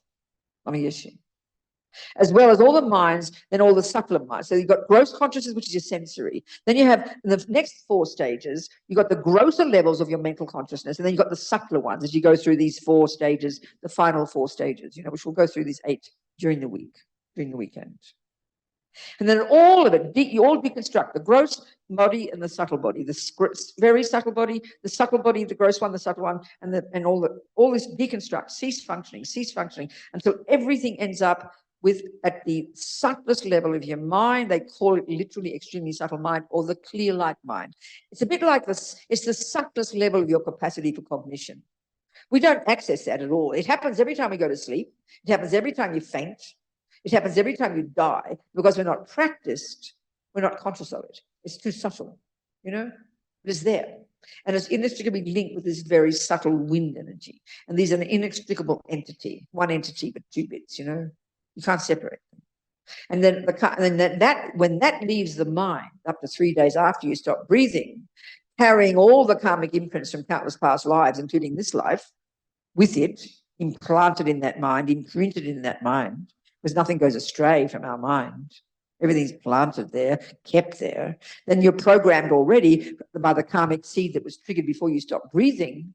In our case, in our past life, before we stopped breathing, one of our very strong, virtuous karmic seeds of non-killing, probably, as Lama Zopa said, practice in the context of a spiritual path, and most likely practice in the context of keeping vows of not killing in a spiritual path, that was triggered before we even stopped breathing. already programming us to go to our present mother's human womb a few months later, a few weeks later, not more than a few weeks. This is very surprising to us. And we created the cause to have that mother, that father. The view, the materialist view is so utterly different, isn't it? And so is the Christian one. You know, God makes you, or your mummy and daddy make you. The Buddhist view, no, we come from the past. And then due to the past karma, we get that mother, that father, these tendencies, these experiences in this environment, all our own karma ripening. As His Holiness says, karma is like self-creation. So that's why to keep a person calm and peaceful and virtuous at the time of death, because you want a virtuous karmic seed to be triggered. Because there's billions of karmic seeds in here, in our bank vaults, if you like. We want one of the virtuous ones. And the condition that triggers it, that enables it to manifest, to be ready, is the mind being peaceful at the time of death. Whether it's a bird, the mosquito, the little mozzie, or the moth, or your animal, or your mummy, you know. Same scenario. Conducive condition. So many of Rinpoche's practices, all these practices that he loves, mantras and names and sutras and things, these for him are the main practices that can enable the mind to be virtuous, that can put powerful imprints in the mind. This is very Buddhist view, of course, not Western one, you know. To help the person have a happy death, peaceful, and then connecting them with the Buddhas, like, you know, so that then the mind can go to the intermediate state after it leaves the body after 3 days. That very subtle consciousness will then go through the 8 stages in reverse and wake up in like a dream state, which is really just like what the Bardo intermediate is, just like a dream state, experientially like our dreams, the same. And depending on the karma that's triggered, that'll be your next rebirth, is the experience of that Bardo. It can be like nightmarish if the karma was negative, you're going to get a suffering rebirth. It can be blissful if it's going to be a happy rebirth, you know. Well, that's explained. And then when your mummy and daddy, in our case, hopped into bed, we went running, zapped into that egg and sperm, and off we went, you know. So we describe all this process. Questions, people? I'm covering a lot now, an overview of what we're going to go into more detail about the weekend. So it's understanding this process, you know. All this book started, it's very fascinating. This book was mainly coming from the teachings he gave in France, I think a long time ago, 20 years ago. He says in the introduction that he was doing this other teaching at Institute Vajrayogini, and one of his old disciples, and one of my friends, came to him and said that her father had just died and she didn't know what to do. And he was shocked. Because, I mean, we're all Buddhists, but we don't know what to do because we don't want to think about death. So he just shifted tack and started giving these teachings. There's other sources as well, but that was the reason behind giving this teaching. So it's, as he says, it's education we all need. If we're taking this Buddhist path seriously, both for ourselves and for your animal and for your grandmother. Because what happens is, especially when you die in hospital, it's in the chapter there, we give all the power over to the doctors and the nurses. You know, we just sort of weeping and crying and let them do what they have to do. But as he says, their job is the body, our job is the mind. So one of the points about if you're going to die in a hospital, and with the greatest respect, the kind doctors and nurses, dying in a hospital is about the worst place to die. Because one of the points that's really interesting, when she stresses it so much, is that it should be absolutely quiet. Even when the person's getting older and sicker, I mean, gradually getting closer to death, the mind becomes incredibly sensitive, incredibly easily influenced by the smallest upset in the environment. And I think it's very similar. Excuse me. I remember when I interviewed Venerable Rene back in the 90s about one of his first long retreats. I remember this. He said he knew he couldn't get past the 5th of the 9 stages of concentration. But he said the tiniest shift in the wind would be very distressing. So that's because your mind's more subtle. So it's the same as a dying person. Their mind's more subtle. They're getting closer to the next rebirth. So the mind is way more subtle. And so the tiniest noise, the tiniest loud shouting can be unbelievably distressing. And I remember, by the way, interestingly, now I mentioned Venerable Rene, I interviewed him in Courtin. Anybody's been to Courtin, you know it's a busy place, right? In the valley there with all the Hindu prayers at 5 a.m. amplified in the entire valley. Nothing wrong, but it's a busy place, all the dogs barking. And I interviewed him at Courtin. He'd been at Erselding, this amazing retreat center of Lamas and Rinpoches in Spain that His Holiness blessed and named in 1982. I was there. I was one of his security guards. I'm just showing off now. Lama appointed 10 of us to be his security guards during this visit in Europe for 2 months. So amazing. Anyway, I was there. I remember it was very wonderful. His Holiness said it reminded him of Tibet. It was so special. And it really is a very special place, beautiful. But Renee said he couldn't get his mind more subtle. He said he knew he couldn't do more. But when I interviewed him in Courtin, so busy, he said his mind got more subtle more easily because Courtin, and they all say that when it comes to meditating, the best place to meditate is where holy beings have meditated. So Courtin is such a blessed place. Anybody who knows Kathmandu is a totally polluted place now. But all the Tibetans just love it because it's so blessed by the holy beings. And his mind got more subtle, more easily at busy Courtin than it did at this rarefied retreat center in Spain. I found that very interesting, you know. That's the best place to meditate. I remember Mary Colony, who's just finished a 3-year retreat, you know, in Colorado, near where Nina lives. Crestone. She told me, because she and her partner Harry is a meditator. They have caves way up in the mountains near where Lama Zopa's cave is. And she said, you just can't describe the pristineness of it. Not just the pristine physical, but spiritually. She said, so subtle, the energy, you know, so conducive for the mind to meditate because it's just full of holy beings. The Buddhas are there. That was an interesting point. Anyway, when you're dying, your mind's so subtle because you're moving. You see, dying means the grosser level begins to cease. Your senses, like when you're really sleepy, isn't it? Your senses are going. And your mind becomes, sometimes you can always be having a dream while you're half awake, isn't it? So as you're getting older, that's happening naturally. And as you're sick, that happens naturally. Your mind is becoming more subtle. So the room, as he says, as the person is getting closer to death, it's got to be totally peaceful. The only sounds should be the sounds of mantras and prayers and things like that, you know. This is whether it's your dog, your pussycat, same. And often when a person's in a coma, this is the point. We think, oh, they're in a coma, they can't hear. No, the same way that I could have that vivid experience while I was asleep, and the same way people on totally unconscious on an operating table can see what's going on, people in a coma and a dream, exactly the same.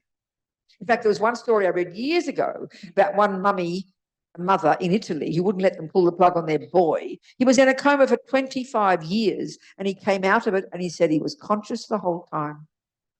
Can you imagine that? So then to have the place quiet, she's so stressed. He said, I can't stress this enough for the sake of the person. So hospitals, with great respect, they're not quiet places. I'm sorry, you know. So it's hard to get a peaceful place. That's why ideally die at home under, you know, in careful conditions. But most people don't do that anymore. They just go to nursing homes or institutions, you know. But for the sake of the dying person. And your pussycat, I promise, put in a peaceful place with prayers playing day and night. Because when you're unconscious, that's the point, your mental consciousness, you can be conscious. And it can be conscious of sound, especially sound, you know. I always remember the experience of one of my friends was in a coma in Sydney, in the ER, totally unconscious. They didn't think she'd come out of this coma. And her husband had asked me to go to visit her. And it was funny, I always tell this story. I went at night because it was easy to get there. It was 50 kilometres away from the centre, from Robina Institute. So I'd drive there every night. And then I'd just sit with her for an hour. And then when I got there, they knew I was a Buddhist nun because her husband rang up and said, I'm her spiritual something, you know. So they were really worried when they heard I was a Buddhist nun. They said, please don't ring any bells. I promised I wouldn't, you know. Anyway, I sat with Judy. And I just every half an hour saying prayers to her. And then every now and again, I'd whisper into her ear, Judy, she's a student of Song Sakya Rinpoche and a student of Sakya Trinzin. So, and I'd ask their students to get them, the lamas, to pray for Judy. So I'd say every now and again, Judy, Song Sakya Rinpoche is praying for you. Judy, His Holiness Sakya Trinzin is praying for you. She came out of a coma weeks later. I visited her. She was all perky and happy. And she said that was the only thing she remembered. She didn't know initially it was me at all because I told nobody. So she heard this husky voice saying exactly those words. Now that is, I told nobody, I promise. So how can you argue with that, you know? She thought it was this blue lady coming through the window. The only thing she could find in her mind was that. That's the power of the holy names, you know? I remember Jeffrey Hopkins, that professor, and I interviewed him in Mandela when I first started editing Mandela in the mid-90s. And he got Lyme's disease, seriously, you know, he's totally unconscious. And often you never get out of it. And he said all he could find in his mind was, I forget, maybe it was Manjushri's mantra. I can't remember, but some mantra. He said, Ling Rinpoche told me, never forget this mantra. It was the only thing he could find in his mind, that mantra. He said he felt that was what saved him. So the whole Buddhist approach, because we're talking about subtle mind, the person can look like they're unconscious, but they can be vividly aware. So when we, that's why to be peaceful. That's why to be peaceful and quiet and only have sounds, because as far as Lama Zopa is concerned, this is the major way to help dying people. And of course, this is where it's radically different from the materialist view. I mean, I think it's wonderful what people are doing in the world now. I've been participated in many conferences of doctors and nurses. I remember one in Australia years ago where people now elect to work with the dying. It's wonderful. Really wonderful people, so moved by it. But of course, their whole point is to make it good for the family as well as the dying person, so everyone's happy. And that's nothing wrong. Once they're dead, there's no discussion, of course. I remember one hospital in Sydney, it was very moving. It was a children's hospital. So, of course, where they deal with dying babies and children, it's about the worst thing possible in the planet. No one can cope with dying babies and children, So there's so much fear around it. And he was such an open, lovely person and tried to make it all open, alleviate the fears and the stress of the parents. And in this hospital, at this conference we went to, he showed us, he had this... The morgue for the dead babies was decorated like a nursery, and it was open, and the brothers and sisters would walk in and out, and they'd say, come and meet my dead brother, opening up the whole business of death, cutting out the fear. And that's amazing. But of course, Rinpoche's thing, being Buddhist, is completely all to do with what happens after. That's why to take care of the person. That's why to make it peaceful. That's why to make it virtuous. Of course, you've got to have confidence in this view, because every single tiny thing we think and see and say and touch and smell impacts upon our mind. And we want, and the other one of karma, we've got trillions of karmic seeds in our mind, And the one we want to be triggered at this time of death, before you stop breathing, is a virtuous one. And the conducive condition is peaceful, hearing prayers, and this is the one about helping people. It seems to me like, I think of those old people's homes and all these poor old people zonked out of their brains on drugs and just having television blasted at them day and night. You understand? It's so distressing. And many have nobody, have no family, and incredible distress because they kind of don't know what to think, never thought about death in their lives. There they are, drugged out of their brains, ugly and old. Who cares about ugly and old people? Nobody. So I was thinking, even just in a hospital, the cleaning lady who can be smiling at that old lady in the bed and make her feel better. This is a miracle, because you lift somebody's mind. So it's so precious. And we know ourselves, just even when you're sick and miserable things are happening, because we're lonely and ordinary human beings, we all want someone to be there to help us. We reach out to somebody to help us, don't we? You understand my point? So just to be there, to give support, you can't make them not die.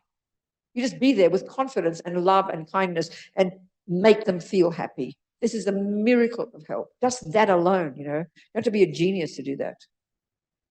When you're miserable, think about it. I always remember when I was a kid and something's mean's happened. My sister was mean to me. You make a beeline for mummy. And mummy, Janet was mean to me. Of course, you rush to a person if you're lucky to have a person. And then you know what? And this is what I find amazing. I'm having a panic as if the whole world has collapsed because Janet was mean to me. And all mummy says was, oh, darling, it'll be all right, and gives you a hug. And guess what? You believe her. I mean, this is so miraculous, you can't believe it. You believe her. Well, that's how you help people. Everything's all right, sweetheart. You make them feel better. But if you start panicking as well, then it's a disaster. Just to be a positive, kind, loving presence for people. It is a miracle. Even when you're really sick, just to have a person who's kind to you makes it not so bad, You understand? We reach out to somebody when something goes wrong.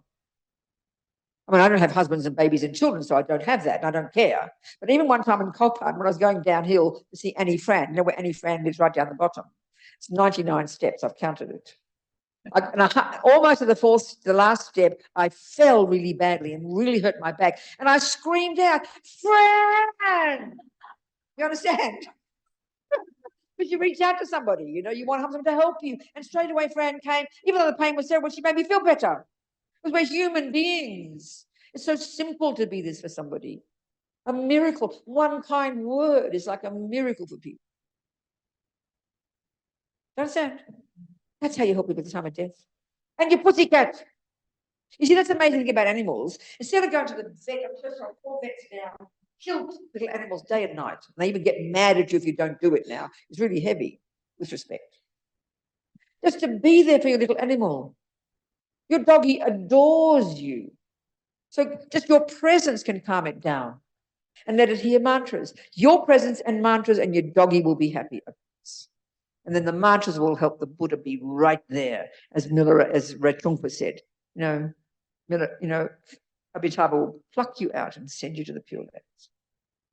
Of course, you've got to have confidence in this approach of the mantras and things, but reading Rinpoche's book, you get encouraged, So there's all of these other things just to give people comfort, to help them be peaceful, to hear the practices. And that's the thing, 2/3 of the book are these practices. So you can do, and Rinpoche says, if you want to do one practice, medicine Buddha, that's enough, There's millions. Rinpoche's famous for his mantras. He finds mantras that no one on the planet has heard about.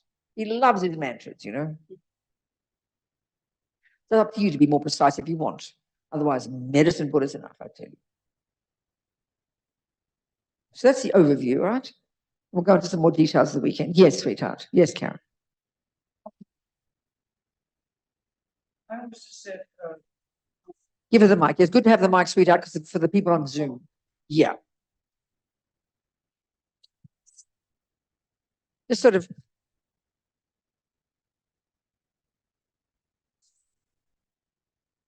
Near your mouth, that little pointy thing near your mouth, yeah, but not too close. Okay, go on. Good. What, sweetheart? I can. Yes. monks have died recently. Okay. I'm just wondering if you were with somebody who was a Catholic. Yes. What would you do? Yeah, that's a really would good you? I mean, exactly right. And one of the chapters is what to, different things you could do. What to do if if your loved one's, a Christian, for example.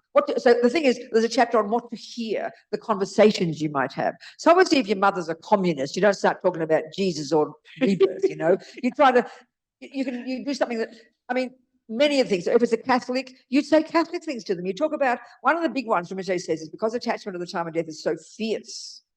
And what attachment brings is the fear of losing this body. So you hold on. The other one, but he says you can use attachment. This is a really interesting point. One of the functions of attachment is to hold on and not let go of what you've got. But another one we all know is you think of the future. You live in the fantasy of the future. So you can use that, he said, for the dying. So if it's a Catholic who has faith in God and heaven, you talk about God to them. God loves you. If it's your grandma and you know that she's sort of forgotten about God, remind her of God. God loves you. And that she'll grab onto that. And then heaven is so beautiful. So she can give up this one and look forward to heaven. That's very beneficial. So if it's you got to know the person, what's best for their mind, And then one of the things is, I think, one of the practices for everybody, we all know we don't think positive thoughts about ourselves naturally. We're always thinking the negative. So as you're dying, you're getting more anxious, more worried. And if you've been a parent or a grandparent, you're so guilty of the bad things you've done. You think of all your bad things. Talk to them and tell them, Mum, you've been the best mother on the planet. Even if you think she hasn't been, you tell her what a wonderful mother she is, what a good grandmother, what a wonderful life she's had, what a good person. This is like a miracle, like nectar for their hearts, These types of things to lift their mind, to make them confident and more relaxed. And then depending on their style, what they believe, heaven or rebirth or whatever, you talk to them. It's being present and being practical to lift them. The one is to lift their mind to make it less anxious and they're more calm and therefore virtuous. That's the point. You understand? Yeah. Yeah. And often our Christian mothers and fathers or grandpas, they say they're Christian, but they don't think about it much. So remind them, God loves you. They'll be so happy to hear that God loves them. Oh, what a relief, I thought I was a creep. So say lovely, positive words to people. Do you understand? But you've got to know what the person wants. That's what, in terms of all the practices, to do, especially if they're Buddhist. So one of my friends, Trisha, one of the Year of the Monkey people who died, same age as me, a few years ago, she was in Australia. She ran the Centre Root Institute for years in Bodh Gaya, in Bodh Gaya, yeah. So she suddenly was in Australia, she went to the hospital, and she had this rampant cancer. We'd be dead in a couple of months. So she checked with Rinpoche. He said to stay there and die, get a place to die. No point trying to fix it. So she stayed at this place next door to Chen Reisig Institute. And one of the things is to make the place beautiful. If the person's dying slowly, to make the environment beautiful, because we've still got our senses, and senses are important. Because if, so often sick rooms are really ugly and messy and dirty and cluttered and dark, it's horrible. If they're going to open their eyes and just see clutter, it's miserable. So make their environment beautiful. So Trisha chose this beautiful place with big views and the sky. And it was so, just when you open your eyes, it's peaceful. This is so important, to have it peaceful, beautiful. Everything in that room should be conducive for the person to create virtue. The purpose of the room is not to help you, is to help that person. Because when their eyes are open, they're going to see things. So one of my friends in Missoula, who's been dying slowly for years. I don't even know if she's dead yet, but maybe she is. I'm not sure. Because she couldn't be out of bed. She was lying on her back. She had photos of Lama Zopa just above on the ceiling, on the somewhere. So whatever you see, it leaves an imprint in the mind. Whatever you hear, it leaves an imprint in the mind. So beneficial, so powerful. So make the room as beautiful as possible. Everything there should have a purpose that is beneficial for the person's mind. Got to be very precise about it. Do you understand, people? And the dog and the cats are the same. Make them peaceful, put them in a secure place where they don't get fear, let them hear mantras. It's the best way they can die. And it can transform them. I mean, some people, one of my friends got really upset because the vet said it's time to kill your dog. She just didn't want to. He was depressed. He couldn't eat. She was worried about, didn't know what to do. I didn't try to force her. I just said, well, why not try reciting, having mantra? So I sent her the link to Lama Zopa singing Medicine Buddha. It transformed him. He became happy, content.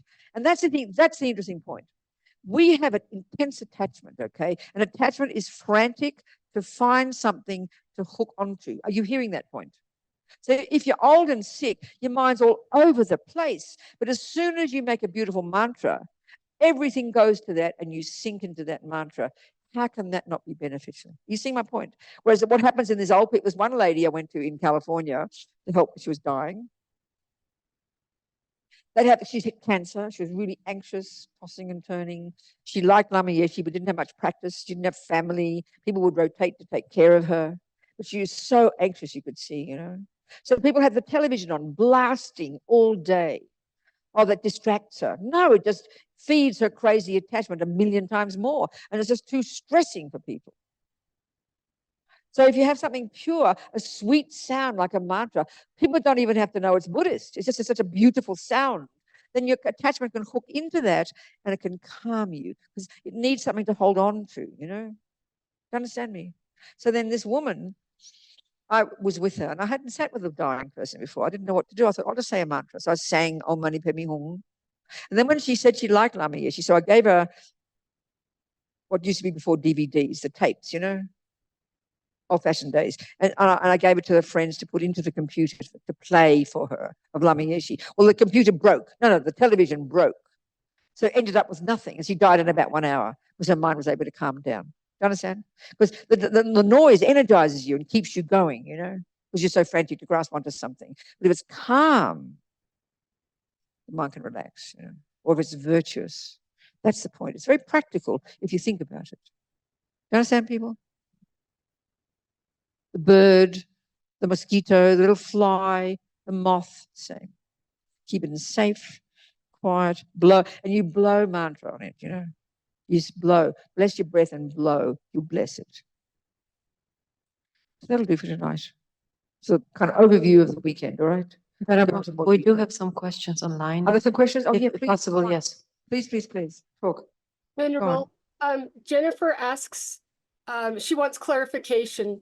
You said She wants what, Jayla? She wants what? clarification. Yes. You said a regular person can get into Amitabha Pure Land, or must I be very advanced? What did she say? You said that a regular person could get into Amitabha Pure Land, Venerable, or she asked, or do I need to be very advanced to get? Okay, no, that's the point that Tsongkhapa's saying, and also Guru Rinpoche say, that of all the Pure Lands, of these different Buddhas, the one that is easy for regular people without realizations, but who've got virtue, to be born in is Amitabha's. The other Pure Lands, Rinpoche said, you need to have realized emptiness or just to be high-level practitioners. They're more subtle. But for whatever reason, this Amitabha's Pure Land is more easy for ordinary people. That was what I said. I hope that makes it clear, Jennifer. We have one more. She has one more question. Good. Do you think it's possible to have a death like falling asleep or something peaceful instead of something so terrifying?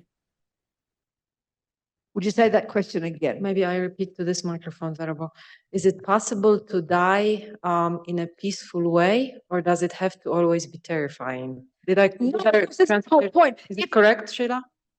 Is it possible? So I'm asking the question, is it possible to do your driving test with a peaceful mind? Or does it always have to be scary? It's scary if you haven't practiced. It's not scary if you know what you're doing because you've practiced. So that's why the first point that I made, to really be in touch with impermanence, to practice every day, to recognize impermanence, bring it to the front of your life, which then brings the energy not to waste this precious life, which then brings the enthusiasm to want to abide by the laws of karma. And then you know you are ready for death. You know now, and because you think about it, you're ready for this event. Then it completely transforms you. Then death will be a very blissful experience because you're ready and you're virtuous and you've got to practice and you've got your friends helping you. It won't be fearful. It's only fearful if you've never thought about it. That's kind of logical if you lived in denial of it, you know. So and it's up to us. It's up to us, you know. Does that make sense, Jennifer? Sweetheart, where are you? Yeah, that makes sense. Just when you said that you said the consciousness was in the body, but you weren't using your senses, that just really like freaked me out. Would you say that again, Jennifer? I didn't understand you so well, sweetheart. Say it again. Yeah, I said when you said that the consciousness of the body was of the self was in the body, but the senses were not there, I got really scared. That's an interesting point. Okay, that's a very interesting point, Jennifer. So just think about it, darling. You know, that's the Buddhist, very much the Buddhist approach, that we've got gross consciousness, which is our senses. And of course, because in the materialist view, that's all we are, but there is what these, you know, they call subtle consciousness. And that's why people can have experiences in their dreams. That's why people can have experiences on the operating table. That's the reason. And that's, in a sense, showing us that this subtler level. And that's what the Buddhist view is saying. So it's just something to think about, Jennifer. I understand your point. So read about it, think about it. If you've got the course notes, you see, this is why this should be in the box. Have you got the course notes in the chat box for people? Sheila? Yes, People Venerable. Zoom I don't have. know. You know, nobody tells people. Did you tell people? Maybe once. I'll Not do it more than again, once. I'm Venerable. telling you now, Jennifer. If you go into is the book, are the PDFs which I prepared, all the teachings in it, including the teachings about death, are they in the chat box? They are. Is that So the- Jennifer, go to the chat box, Mhm. sweetheart, however you do it, Yeah. and you can get that PDF. There's one for your phone and one for your tablet, and you can read these different things in the book, things that I'm saying here. And think about it, sweetheart. I understand Okay. how fear would come, but it's just a very different view, isn't it? Yeah? Yeah, Jennifer? definitely. So just think Definitely. about it. Read about it, darling, and think about it. That's the best thing to do. Okay? Okay. Sounds Good, good. Jennifer. Thank you so much, darling. That's it. Any more there? Scarlett, yes, sweetheart. Yes, Scarlett and Scarlett, Barbara. yes. Hello, Venerable. I just wanted to ask you to clarify. Like, we want a rebirth as as like another human, so that we can continue to practice the Buddha's teachings in hopes that at some point we see emptiness. But if we want to go to the Amitabha Pure Land, how does that work? Is Amitabha Pure Land like somewhere outside of planet Earth, or is it a country?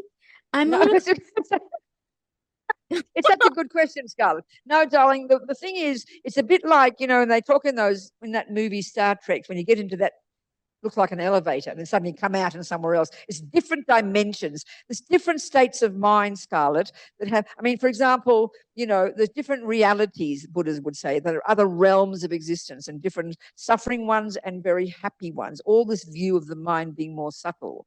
So there are different levels of reality. Now, these so-called pure lands are more advanced states of being that when you practice virtue and goodness, you can be there. I mean, I know it sounds a bit abstract to us, especially if you have the view that your mind's your brain, because clearly Is your it brain outside? doesn't go in. Is it in another planet? Is What's it here? is it another planet? No, Like, I just said it's a different dimension of mind. You can't fly there from this human environment. The human is a certain kind of mind that has a certain kind of appearance of things. These other realities, like there are spirits who have a whole different sense of reality. There are other types of beings that have different karmic appearances, is the way they say it. I see. Well, just think about it, Scarlett. All right, darling. Thank you. Okay, sweetie. We have one more from Barbara. Any more? One more? Yes, come on, Barbara. And Venerable, Scarlett has good questions. I like Scarlett's questions. No, Venerable, I'm sorry, you didn't answer how if I want to go to Amitabha's Pure Land, how do I become human to practice bodhicitta to see enlightenment? The reason you go there is because you're going to have a subtle light body. You don't need sex and drugs and rock and roll. Haven't got a gross body. You've got a subtle light body, and you can hear Dharma day and night and get enlightened in a flash of lightning. So come on, go there first, and you can come back to the human realm and help us. That's the plan. I see. Thank you. Yes, Barbara. Venerable, you were talking about a quiet, peaceful environment and listening to mantras. I think it might be a good time that people don't know about your recording of mantras. Your recording. Okay, well, you can tell them later if you like, I guess. No, I made a DVD. A friend of mine in Sydney years ago, I didn't know her before. She's a musician, and she came to a teaching and she heard me sing a mantra.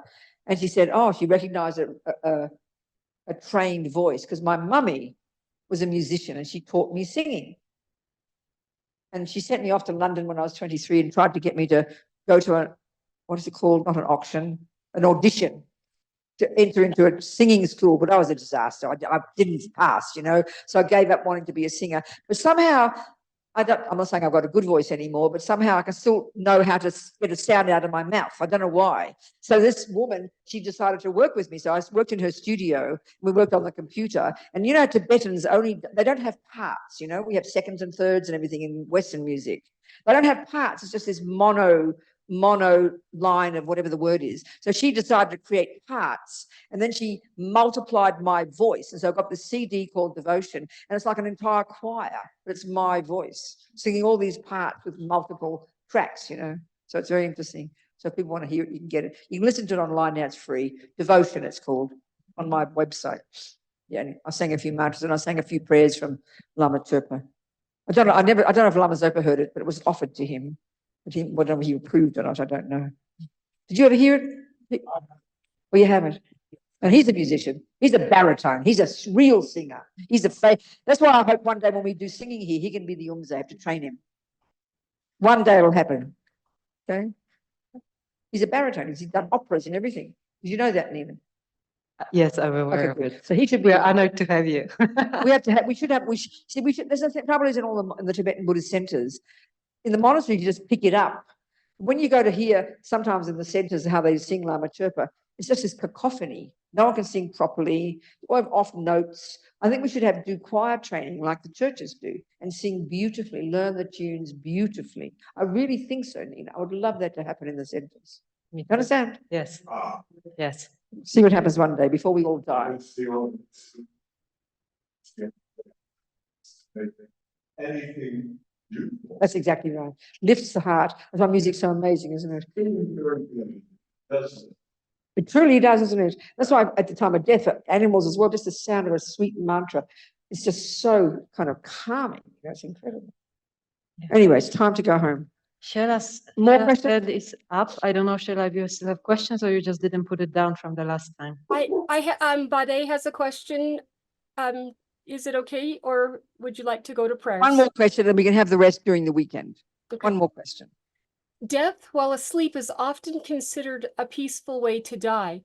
But if we do not have control over our thoughts during sleep, is this circumstance... That's exactly right. It's about the worst way to die, because it's sort of like an ignorance there. It's best to be conscious when you die. to be in charge of it, to be conscious. Much better. Because in the West, we're terrified of death and we just hope we go to sleep. We think so we won't know about it. But mostly when we're unconscious in sleep, we're just being ignorant. And, you might have gone to sleep with an angry mind and then it just stays there. So it's about the worst way to die. It's much better to be conscious. Do you understand? We'll talk about the weekend. Okay, people. Thank you so much, everybody.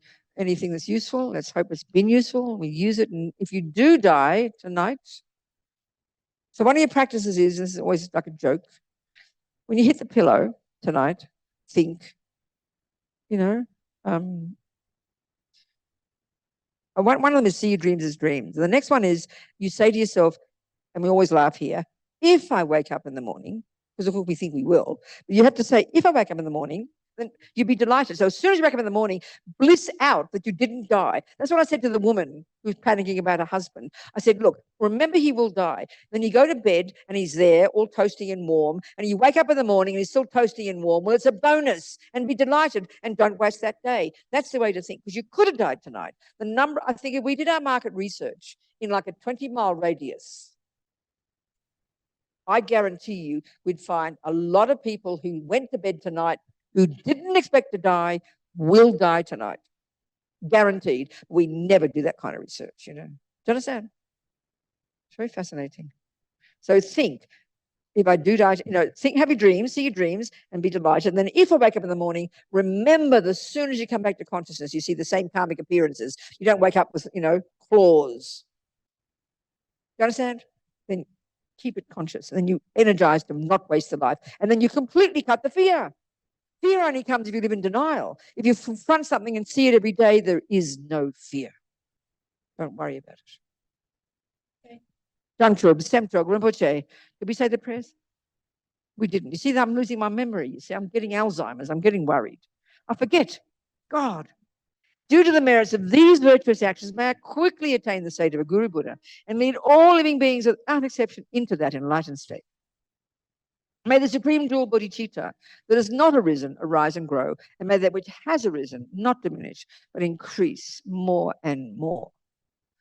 And then the wish-fulfilling, Rinpoche wrote this prayer especially, the wish-granting, wish-fulfilling jewel, source of every single benefit and happiness in this world, to the incomparable kind, Tenzin Gyatso, I beseech, may all your holy wishes be spontaneously fulfilled.